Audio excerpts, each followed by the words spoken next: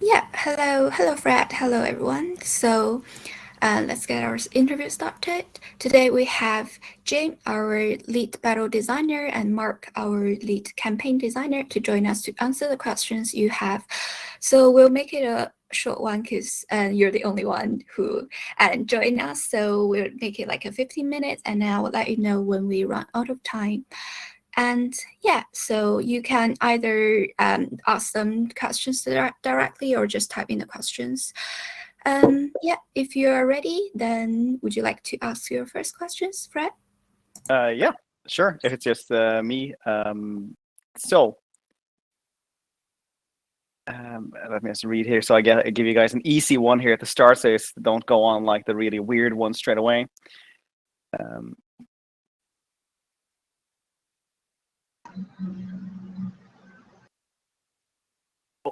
Well, for you guys, what was the biggest like challenge of making Warhammer 3? Like the biggest changes that you felt needed to be done? It was kind of a continuation, to be honest, of the ethos that we set in place for the first two games. So obviously, in the first game, we decided to embrace the concept of asymmetry between the races, both on the campaign side of the game, which Mark handles, and the battle side of the game, which I'm in charge of. Obviously, having played a lot of the tabletop game to get our head around what makes each of these races tick, we quickly realized that they're all very different on the battlefield in terms of the units they've got available to them, the spell laws available, the rosters available to them, but also in the wider lore, which Games Workshop has put together a fantastic kind of very detailed lore for their world, and we really wanted to reflect that in the first game, and that went down very well with the players. And obviously we're players ourselves, and we've really enjoyed playing very different races, not only embracing those mechanics when you're playing as an individual race, but all of the races that you come up against are all very different. So it's constantly kind of refreshing your palette as a player. Obviously, with this game, we've got the Demons of Chaos, which are really kind of quite wild in terms of all of the stuff that I've mentioned, the units available and the spell laws and the capabilities of those. So we didn't want to kind of back off and play safe with that. We really wanted to embrace the things that make each of those races individual. So, for instance, Khorne, the blood god, he's all about rage and everything, and his units very much reflect that. They're great at charging in, getting stuck in, doing a lot of damage. They don't have access to magic, but they have innate spell resistance. Whereas in contrast, you've got a god like Tzeentch, who's the changer of ways, very much the trickster god, very much very strong in the area of magic and stuff, but not so good in kind of hand-to-hand combat. So he's the kind of juxtaposed to Khorne. So it's finding ways to reflect that on the battle map and on the campaign map. So we've really continued with that process, and obviously in doing that we're volunteering for a lot of extra work. It's very easy to balance races that are very similar to each other. It's not so easy to do that when they are so asymmetrical to each other, but we had success with that in the first two games, and we've become increasingly comfortable with the process of making that work within the context of a total war game, and we feel that does a better job of doing justice to the source material, which is something that we're always really 100% focused on doing. I think on the campaign map, outside of the actual races, obviously a big thing is the realms of chaos. That's kind of what the campaign game is centered around, and reflecting that on the map was probably one of the hardest things. It's a known quantity in the army books. If you look in the Demons of Chaos book, there's a map of it, but tying it to the actual real world is quite difficult. It's not really like a physical place that you can just walk up to in the Warhammer world. It's more of I guess it's similar to how we view hell in the real world.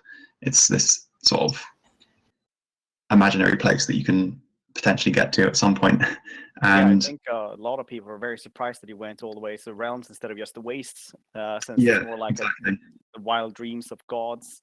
But is that like you just want to go a little bit more wild? Is that why you had all the chaos gods as like, well, the mono god rosters instead of the undivided ones that are on the tabletop, where they just have like specific units?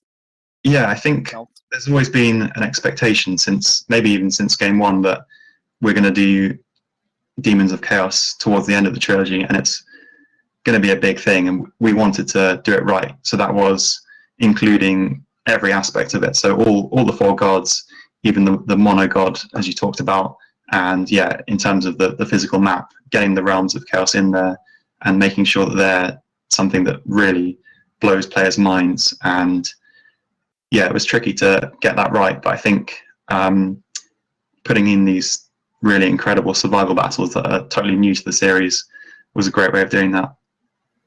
Yeah, it's one of these things. It's the old cliche, isn't it? It's a challenge, and sometimes it's tempting to sidestep a challenge, but every challenge is also represents an opportunity. And I think, our artists, our animators, our audio people, designers, coders, everybody has kind of embraced the opportunity that doing something as way out there as each of the individual chaos realms, it's given them an opportunity to really kind of stretch the boundaries of what people have seen before in a Total War game, and in a way that really kind of reinforces the whole player experience, that feeling of going into the home realm of one of the gods of chaos, and just as I said before, doing justice to that really rich lore that Games Workshop have done such a great job of creating. So last time I was in an interview, I asked about the flying toggle button, and I got a no as an answer, and I was very disappointed, and the Reddit was also very disappointed and stuff like that. But the next day, in an interview with somebody else, they got the answer that, well, maybe they'll look into it. Was like the resounding feedback something that you took to heart on the flying toggle button? Yeah, I mean, it's a process that, again, that we tried to embrace throughout the series. We are players of the series ourselves, fanatical players of it, and it was something that we want to do. But often there's technical difficulties behind the scenes, and you don't want to commit to something that may, when it comes out, not be so good because of those technical reasons. So we always want to make sure, if we're going to incorporate something like that, that we've got the capability to do it in the best possible way, so that it's what the players expect and are actually asking for. So yeah, we're constantly looking at feedback from, we have an internal kind of trusted vets group who give us feedback on stuff, and that's part of our process of getting the game ready for release. But we're constantly kind of monitoring the forums and social media channels and everything, and it's all about giving the players what they want, and like I say, we're players ourselves, so we kind of want those things too. And we stated at the start of this series, and the whole reason for splitting it into a trilogy was we wanted to do everything that's represented in that massive body of work that Games Workshop have created in creating this universe, and part of that is incorporating little improvements like this, and there's a whole host of quality of life improvements that we've included in this game as well. Have you been using Troy and Three Kingdoms as kind of like testing grounds as well for these mechanics? Like I've seen a bunch of Troy stuff, like the new DLC have kind of like the free spawning armies that Khorne has, and the flying toggle button and stuff like that. Did you actively try to like check out how these features would work while implementing them in I think that's games? the great thing about CA is we've got so many teams working simultaneously that it's not really like a competition. It's more of a collaboration. So if we see 3K do something really cool, like for example the new diplomatic features in campaign, that's something that we saw that players were really receptive to, and then we knew that, yeah, let's take all the best bits of that and add on top of it. So we've done things like we've taken things like region trading that they had, but also done a whole suite of alliance features. So things like requesting armies, and recruiting units from your allies, things like that 3K didn't have. But it's really a case of like standing on the shoulders of giants, so everyone can pick and choose the best things from each game, so it really works out well. Yeah, there's so many streams of inspiration with this series. There's kind of the stuff that we've got in mind. There's obviously the source material first and foremost. There's playing the tabletop game, and there's kind of the feedback that we're getting from our players. And like Mark says, just looking at what all of the other teams within CA are doing and picking and choosing features that they've done, maybe tweaking them or bringing them over wholesale, as is suited by the source material that we're looking at the time. And it's been a really rich period for the studio in terms of that, and it's kind of just gaining momentum as we go along. Nice, awesome. So I've played like Warhammer 1 and 2 a lot, and like I have like 5,000 hours in Warhammer 2 just on Legendary. And I saw in an interview that you guys were changing Legendary difficulty battle buffs that the AI gets. Is that something you can talk about maybe, and like how you're actually going to balance that? Because I noticed now in the preview that it's better at least, but I haven't really dove that deep in to see like exactly what it is that was changed. Yeah, I mean, like I say, in common with every area of the game, we're constantly looking over not only what we're planning to do in the future in terms of new stuff, but stuff that we've done in the past, and see if there's any improvements we can make there. So I can't actually off the top of my head recall the specific changes that we've made in that area, but that is definitely one of the areas that we've kind of looked over to see if there's any way we can improve that, so that as players play through the series, that they're constantly experiencing improvements and, just general quality of life stuff as well as gameplay stuff. Awesome. Then more balancing questions here, because this is my jam here. So I saw that you guys were gonna have separate balancing for single player and multiplayer. Is that something that's like, will you step back some of the nerfs maybe that were in previous games, like something that people still talk about every single time this is mentioned is the Invocation of Heck units limits nerf that happened for like 3 years ago now or something? Is that something that might just like be stepped back and just buff some of the units that aren't performing as well in single player maybe? I don't know about that one specifically, but again, this is something that we're kind of constantly looking at and looking at feedback. So there's, the guys are constantly looking through all of that stuff to see if there's any anomalies. And it's one of the joys, again, of the model that we've adopted for this trilogy, and the supporting kind of DLC team that we have are constantly working on new content for the game, both DLC and free DLC. It allows us that opportunity to kind of intervene if we can see something that's not quite in the right shape, whether that be in multiplayer or in the single player game. It gives us an opportunity to kind of step in and make little tweaks as we go along. So that's all just part of the ongoing process that we've put in place. All right. Are you gonna overhaul like the combined map as well? Do you guys know if that's gonna be overhauled? Because I've seen now that a lot of the regions are way different in the preview as well. But that might just be for that specific campaign map. But is that getting overhauled in the combined map as well? Yeah, obviously we're not going to be talking about the combined map for this preview event, but all I'll say is it's going to be really, really good. So look forward to it. All right, yeah, cool. I think you can kind of, in the same way that, with the first two games, we had the combined map there, and our statement right from the start, we want to do everything, and we want to give players the opportunity to play everything together at some point.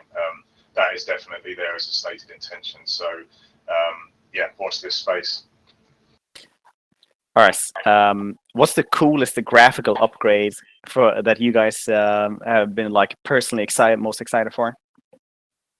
I mentioned earlier about the kind of the Chaos Realms, and I think the opportunity that's given to our artists, our technical animators, sound people, and so on, to really go to town. And what I really like about that is how each one is just so totally different in flavor. Right from the moment you first set foot into those realms on the campaign map, and you kind of get the flyby taking you around the realm, and it's very, very different from the rest of the world, and each of them themed, as you would expect. And I don't know if you noticed in the survival battle for each one, you'll see, a figure up in the sky dome, and whether you want to interpret that as the god of that realm watching the carnage unfolding beneath. I really love that kind of epic sense of scale, and the really different flavour that you get in each of those realms.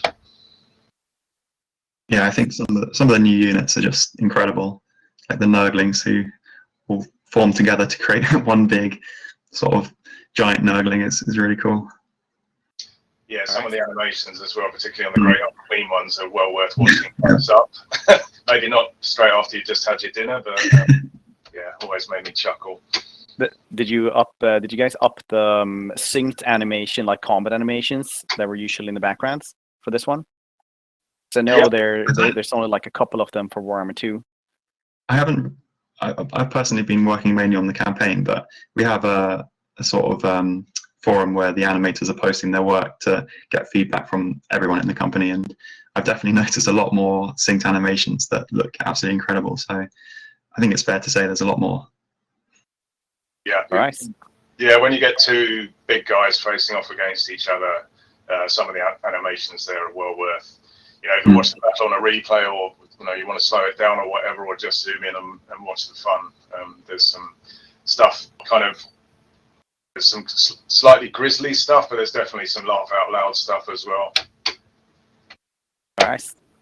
All right, sorry to interrupt you guys. We're running out of time, so maybe last question. Yeah, I just have like 2 more questions, and I'm not really counting on getting an answer with these because they're a little bit more like outside the realm of just the release here. But I noticed in one of the blog posts that Warriors of Chaos are getting cities now, so obviously they're getting like at least a slight rework.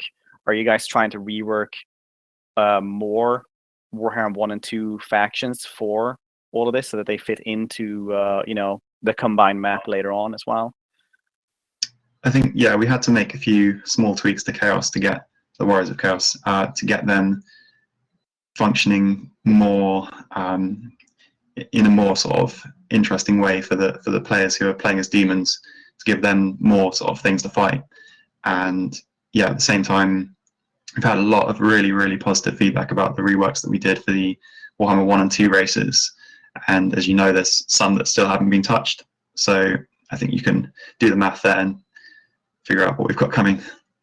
Yeah, again, I go back to what I was saying about the way that we decided to go about putting the series together. It was not possible to do everything as we wanted to do within one game. It would have been madness to attempt that, and splitting it into 3 kind of tentpole releases, supported by DLC and free DLC, just gives us that chance to, if we release something and we're not quite 100% with it, over time, it just gives us a chance to go back and revisit that and react to what the fans are saying and what we're feeling as players ourselves. Oh yeah, I think definitely like the 3 games are probably needed for that for all of this. Yeah. Madness that you guys are doing so many factions now for this one. So kudos for doing that. Thanks. All right. So